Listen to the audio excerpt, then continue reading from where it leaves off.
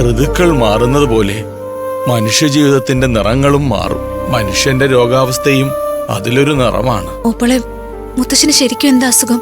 അത് പിന്നെ അസുഖത്തെ പറ്റിയൊന്നും ഡോക്ടർ പറഞ്ഞില്ല.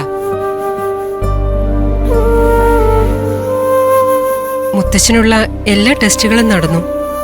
ഇനിയിപ്പോ റിസൾട്ട് കണ്ടിട്ടല്ലേ ഡോക്ടർക്ക് എന്തെങ്കിലും പറയാൻ പറ്റൂ. മുത്തശ്ശൻ വിഷമിക്കണ്ട, ഞങ്ങൾ എല്ലാവരും മുത്തശ്ശന്റെ കൂടെയുണ്ട്. മുത്തശ്ശന് ഒരു അസുഖവും വരില്ല. കാലനു പോലും കണ്ടകശനി വന്നിട്ടുണ്ട് മോളെ.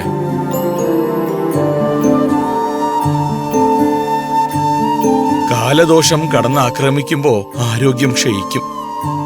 നമ്മളാരും അമരത്വം നേടിയവരല്ലല്ലോ, സാധാരണ മനുഷ്യരല്ലേ. മുത്തശ്ശൻ എന്തോ വലിയ അസുഖമുള്ള പോലെയാണല്ലോ പറയുന്നത്.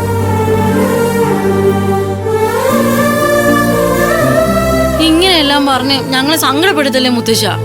മുത്തശ്ശന് നിങ്ങൾ പേടിക്കുന്നത് പോലെ ഒന്നുമില്ല മക്കളെ. നാളെ ഡോക്ടർ വന്ന് പറയും വീട്ടിൽ പോവാമെന്ന്. ആ ശ്രീദേവി, ഇവരെയെല്ലാം മനയിലേക്ക് പറഞ്ഞു വിട്. കുട്ടികളെ യാത്ര കഴിഞ്ഞു വന്നതല്ലേ, മനയിൽ പോയി വിശ്രമിക്കട്ടെ. ഇല്ല മുത്തശ്ശ, ഞങ്ങൾ ആരും മനയിലേക്ക് പോകുന്നില്ല.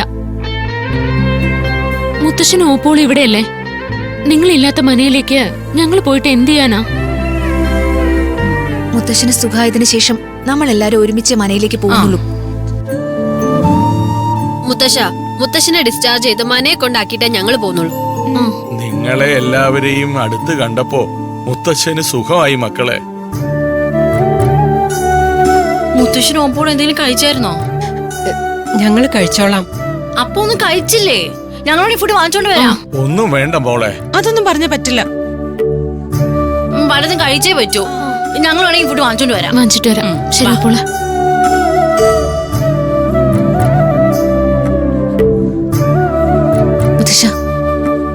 മുത്തശ്ശൻ സന്തോഷായിട്ടിരിക്കണം. ഓപ്പളെ, മുത്തശ്ശൻ എന്താവശ്യമുണ്ടെങ്കിലും വൃന്ദയെ പോലെ കണ്ട് എന്നോടും അത് പറയണം. എന്താവശ്യത്തിനും ഞങ്ങളുണ്ട് കൂടെ.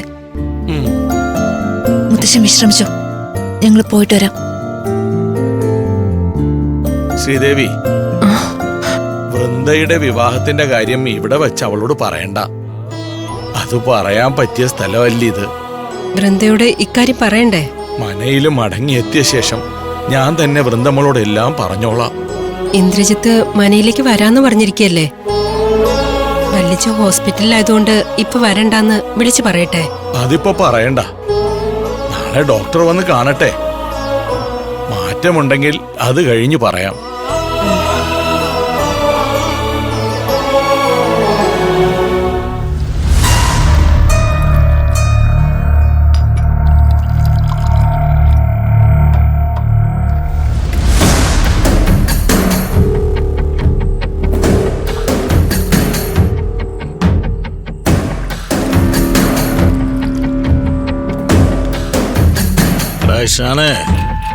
ഇവളങ്ങ് ജയിച്ച് നിൽക്കുകയാണല്ലോടാ.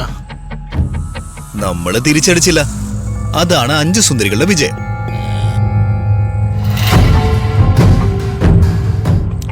തിരിച്ചടിക്കാൻ ഈസി അല്ലടാ, പക്ഷേ അതിനൊരു സുഖമല്ലടാ. അടുത്ത ദിവസം അവള് അത് മറക്കും. അണ്ണനെ ചവിട്ടിക്കൂട്ടിയതിന്റെ പ്രതികാരം ചെയ്യണ്ടാണോ? അവള് മരണ്ട ചവിട്ടി കൂട്ടുന്നത് നീ കണ്ടാടാ. അണ്ണൻ തന്നെയല്ല അങ്ങനെ പറഞ്ഞത്.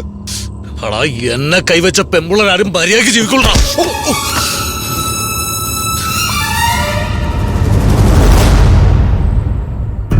എവളെ സൂര്യമംഗലത്തെ ഈ നമ്പൂരിക്കുട്ടീനെ എനിക്ക് വേണോടാ. അണ്ണൻ വെറുതെ കല്യാണം കഴിക്കാൻ ആലോചിക്കുവാണോ?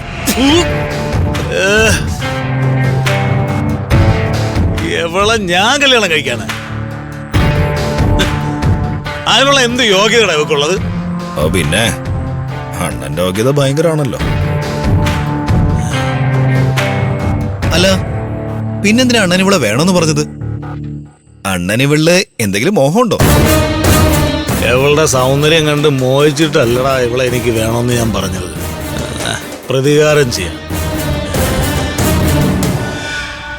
ഈ വൃന്ദയുടെ അടുത്ത് എനിക്ക് പ്രതികാരം ചെയ്യണോടാ. അവളുടെ മുത്തച്ഛനെ തല്ലിയതിന് കൂട്ടുകാരെയും വിളിച്ചോണ്ട് വന്ന് എന്നെ തല്ലാൻ അവളാണ് മുന്നിൽ നിന്നത്.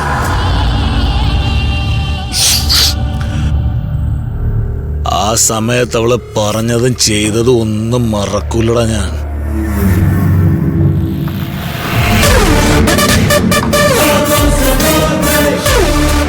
അവളെന്നെ അപമാനിച്ച് ആ അപമാനത്തിന് പകരം വീട്ടണമെങ്കിൽ അവളുടെ മാനം പോണം, അവളുടെ മാനം നശിക്കണം.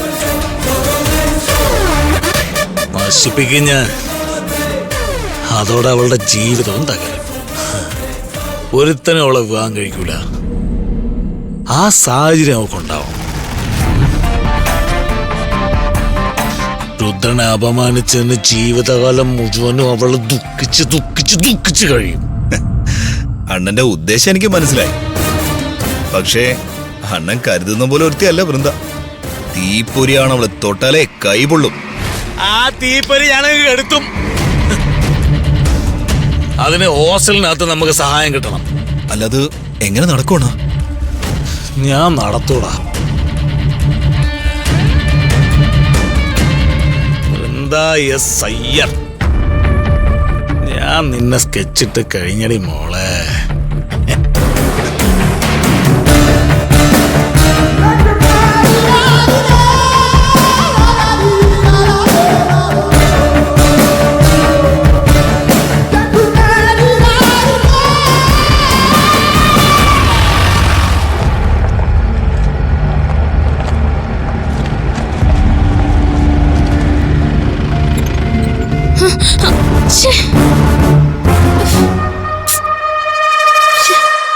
വണ്ടി നിന്നു പോയല്ലോ. വണ്ടി പതിവായിട്ട് ഓഫായി പോവാണല്ലോ. ദൈവമേ, പണി കിട്ടിയോ?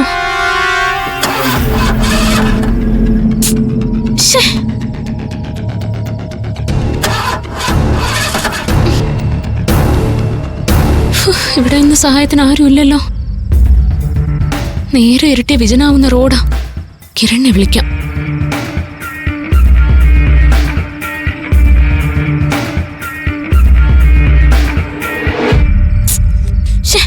കോളും കണക്റ്റ് ആവുന്നില്ലല്ലോ. ഇത് റേഞ്ച് ഇല്ലാത്ത ഏരിയ ആണോ?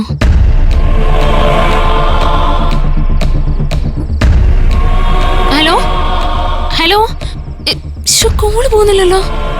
ദൈവമേ, ഞാൻ എന്ത് ചെയ്യും? സഹായത്തിനെങ്കിലും ആരെങ്കിലും ഒന്ന് വന്നെങ്കിൽ. ഞാൻ മതിയോ? എടാ, അല്ല, നീ ഇവിടെ ഉണ്ടായിരുന്നോ?